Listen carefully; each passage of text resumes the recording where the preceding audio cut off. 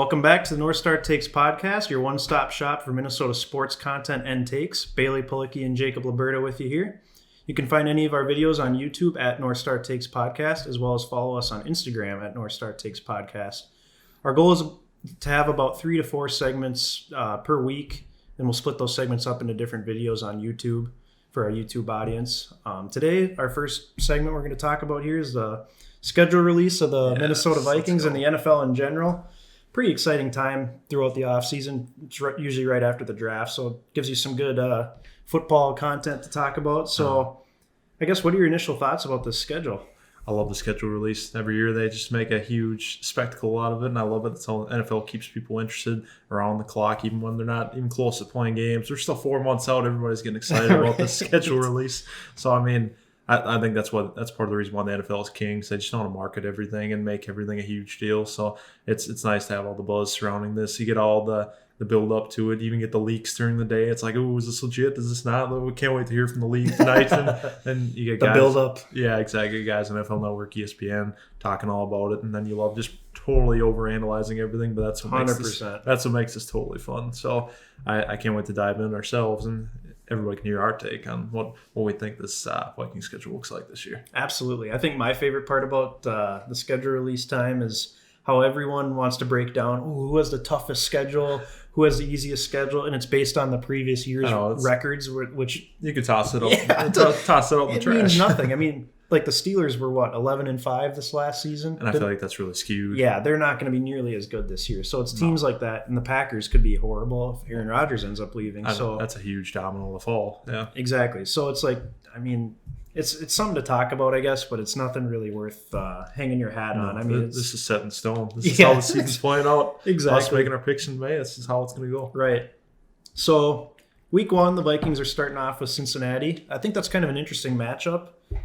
Getting Joe Burrow, if he is playing, coming off that ACL, you'll have him in week 1, so he'll have to knock some rust off, and he might not necessarily be as sharp. And this will be Zimmer's first time playing against him, so I'm sure he'll have some stuff ready to go for him. Yeah. So how are you kind of feeling about that Bengals game being the week 1 matchup? I like this as a week 1 matchup. I think it's kind of a sneaky good one for opening the season. And speaking of Burrow, I mean, it's not even guaranteed he'll even play in that game because everybody's kind of wondering what his timetable looks like, recovering from that ACL tear he had, unfortunately, in the middle of last season. So I'm kind of interested to see if he'll be ready to go. I'd imagine, based off what we know of him, I'm sure he'll do everything possible to be ready to go. I think he probably will be, if I had to guess, but I guess you never know with these things. So it's probably better too, whether he plays or not, to get the Bengals earlier in the season, because I actually think that they're starting to build a pretty solid offense, especially after this past draft and Jamar Chase and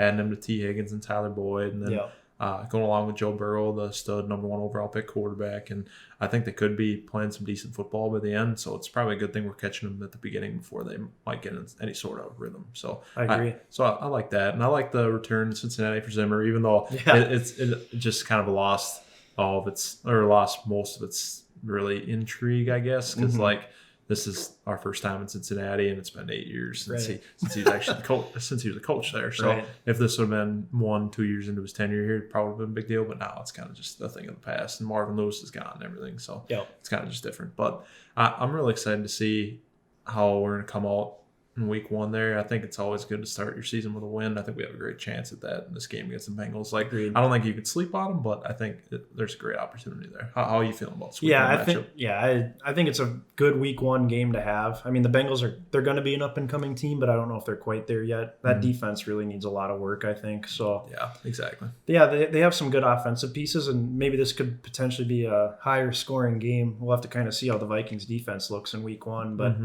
I think it's an intriguing game, and like you said, I think it's a good time to get the Bengals because you don't even know if Joe Burrow is going to play. So exactly, their backup quarterback is Brandon Allen. That doesn't breed a lot of confidence. He did almost beat the Vikings a couple of years ago when Denver came to town, but that was just kind of a weird game. So I don't feel too scared of Brandon Allen. No. Another highlight on the schedule, week 3, Seattle finally comes to Minnesota. It's about time. It feels like we're going out there all the time. Every single year playing that classic Monday Night Football game, or last year we got Sunday Night Football instead, where it just broke our hearts because you're literally a yard from the win and we just blow it on. We had so many chances to win that, and especially in like a huge upset fashion, really, because how both teams are playing at the time.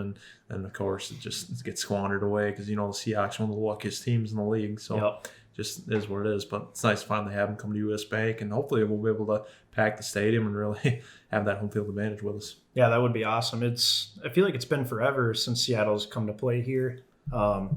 What they did in the preseason, like last year or 2 years ago? I think they've been on a couple of times, yeah. But the last time they came here in the regular season was when we were still at TCF Bank Stadium. Yeah, which is just crazy to think about. So, Yeah.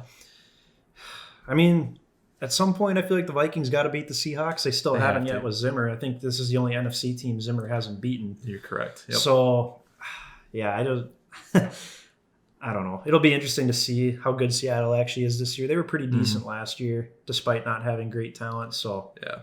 And they haven't really added anyone that's spectacular. So it'll be interesting to see if they have a little bit of a drop off. So, yeah, I think it should be an intriguing game, and hopefully it's one the Vikings can pull out. Yeah, exactly. Home openers are always fun too, and especially when you're playing a pretty good team, it'd make that win all the much better. And especially playing Russell Wilson, one of the elite quarterbacks in the league, top 5 in my opinion. So I think even at the Seahawks rosters, the team in general just isn't that great. He kind of elevates the play around everybody. So, elevates everybody's play around him. So I mean, it can never count them out of any game. So that'll be a fun home opener. Absolutely. Another intriguing game is actually the following week. Kevin Stefanski and the Browns are coming back to town. Yeah. This isn't the old Cleveland Browns. This is a good team. They made the playoffs. They won a playoff game. Mm-hmm. They have freak defensive ends with Myles Garrett and Jadeveon Clowney. Yeah. That'll be a good test for our offensive line to see how they're holding up early in the season. So how are you feeling about that Browns game? I know you're a big Browns guy. Yeah, I'm a big Browns guy. I was rooting for them to make the playoffs last year, and I'm glad they got in, even won a game there, and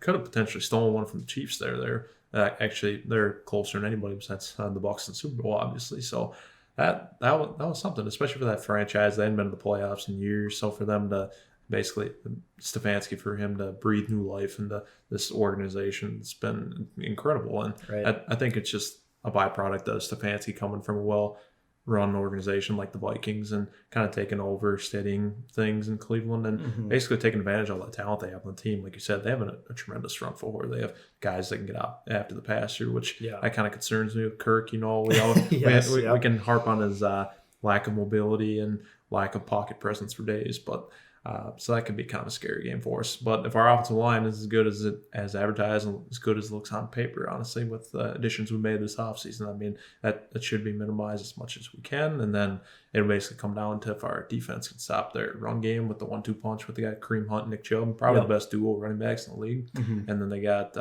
OBJ coming back, assuming he doesn't get traded. And I think that game could be a lot of fun too. Could turn into a high scoring game if I had to guess, but. That's kind of the fun thing about the Vikings is like their defense should be improved, but there still could be some high scoring games, and we're at the point where our offense can actually keep up with other teams. Exactly. Last year we had a top 10 offense by most metrics. So between Kirk, he's pretty good, and then you have Dalvin and Justin Jefferson, who are elite players. Yep. Adam Thielen is still very good. I believe Irv Smith is an up and coming tight end, and the offensive line should be much better than it has been the last few years. So I don't think there's really any excuses for the Vikings not to be able to put up points this year. No, absolutely not. Yeah, coming off last year and bringing back basically everybody, I feel like we should only get better at this point. So I think that's going to be huge for the success or lack thereof for this season. Absolutely. So then they got a couple of cupcake games between the Lions and the Panthers, and then they have a difficult 3-game stretch where Dallas comes to town. Halloween night on a Sunday night at U.S. Bank. That should be a lot of fun. Yes. And then they go on the road to Baltimore and then to the L.A. Chargers. So how are you feeling about that stretch of games right there? It's pretty tough because I know obviously the Cowboys will be better this year, just surely because Dak's coming back. And he's a great quarterback. I wouldn't say he's like an elite quarterback, but he's probably the next step down. So he's pretty solid. And then you got Baltimore. That's a really tough game. They know how to at least win in the regular season. They've racked up a ton of wins these last couple of years, and especially on the road there. And that run game, it's been tops in the league 2 years in a row now. And then talk about the Chargers. That's an upcoming team because obviously they got Herbert, the rookie of the year, or should have been rookie of the year runner-up in my opinion. But still, nonetheless, a good quarterback and budding team. New coach this year. So that'll be interesting. It's going to be tough, especially like you mentioned with going coast to coast there from the Ravens to the Chargers. But I think that'll be probably the toughest 3-game stretch of the schedule from what it's looking like. I mean, Probably. it depends how good Dallas is. They're always kind of a wild card. Some years they're really good. They have a high scoring offense. Mm-hmm. Last year, Dak got hurt, so obviously they weren't as good with Andy Dalton. Yeah. So that'll be an interesting game, a primetime game. Of course, they have to put Dallas on a Sunday night football game. It has to be. Yep. At least we're the home team for that one. I mean, That's good. I feel like US Bank hasn't had a Sunday night football game in a while. I'm trying to remember, but I don't think we had one this last season, did we? Yeah, you might be right. I think we played all our primetime games on the road last year. Yeah, which is ridiculous. I know, but you can just get the raw end of the deal. and we'll get into the Chicago game later on in the schedule here, but That's classic too. I don't know. I feel like US Bank it's a cool stadium, especially at night, the way it's lit up. It deserves more primetime night games, so that'll be an interesting stretch.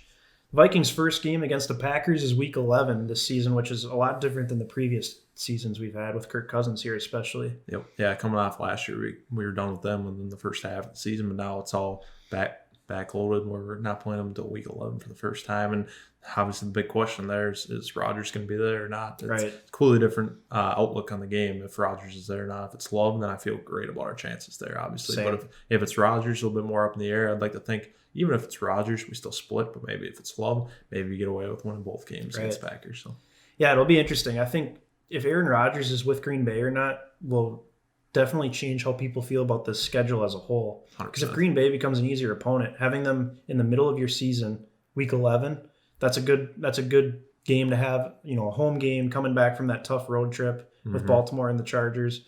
So that could be a nice bounce back game if the Vikings struggle out there on the road. And then you get them Week 17, which is going to be in January 2nd.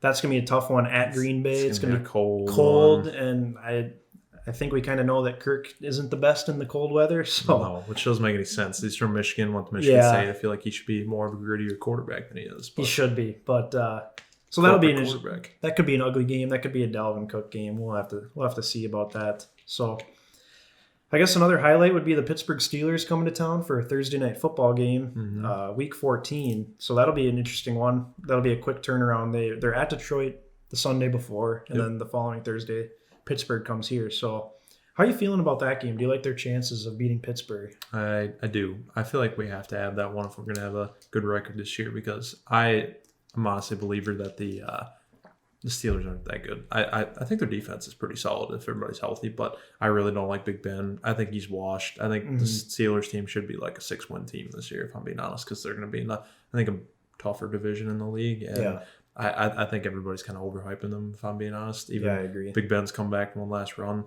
I feel like their 11-0 start to last season was a fluke, and I think what they played down the stretch is more like what they are. So yeah, I agree. They have a good defense, but I'm not too worried about. I mean, their first round pick this year was Najee Harris, who he's probably gonna be a good player, but he's a running back, and the Vikings have beefed up their interior defensive line. So and the Pittsburgh offensive line isn't great. No, and I'm really not too worried about that matchup.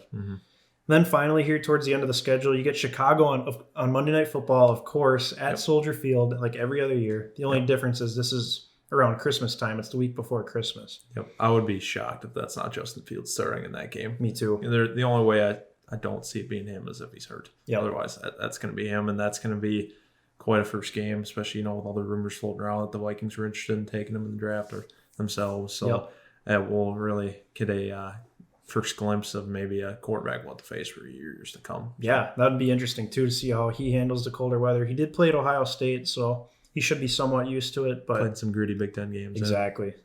Week 16, they host the Rams at home, and I feel like this has a chance to be the most entertaining game of the season. This could be electric, yes, because of there's so many dynamic playmakers on these offenses that I just think it has a potential for a lot of fireworks. And McVay always puts an entertaining product on the field, in my opinion. Absolutely. I think it's going to be even better with Stafford now. So I'm really excited for that one, especially. I don't know. I guess there's some when we play the Rams, when we match it's always up with the Rams, an entertaining game. It's always a pretty good game. So I look forward to that. Yeah, I do too. I think Matthew Stafford's going to be rejuvenated this year with being in LA, being on a better team, having some good weapons around him. It'll be interesting to see how good they really are. I mean, they're in a tough division.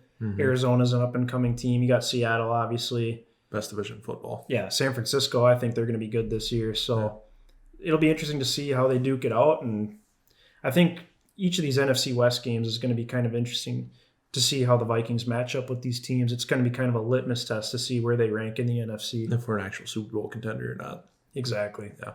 So, and then week 17, we're at Lambeau. We already kind of discussed that. And then we round out the schedule, of course, playing Chicago at home, just like always. So, I mean, we've kind of come to expect that. So, I mean, hopefully the Vikings are prepared for it. This last season, did they play? Who did they play last week? The Lions. They played the Lions. That's right. It was the year before they played the Bears at home, and then, it was like 3 years in a row there. Yep. So, yeah, it'll be interesting. Overall, I feel pretty good about this schedule, though. And the only weird thing I would say is that we have 3 home games in a row from week 3 to week 5. Yeah. So, and that kind of sucks because like having 3 home games, it's going to bite you somewhere along the line. But if we're going to have 3 home games in a row, I wish that was as late as possible. Not same. Weeks it would be 3 nice, through 5. Be nice to have at the end of the season, but. At least 3 of our last 5 games are at home, so that'll be kind of nice. True. Yeah, I think that should help us, you'd think, assuming we're still in it. So yeah, absolutely. So that'll do it for this segment. In our next segment, on our next YouTube video, we're going to be going through game by game, predicting the schedule, and giving you guys a projected record outcome as well. So stay tuned for that.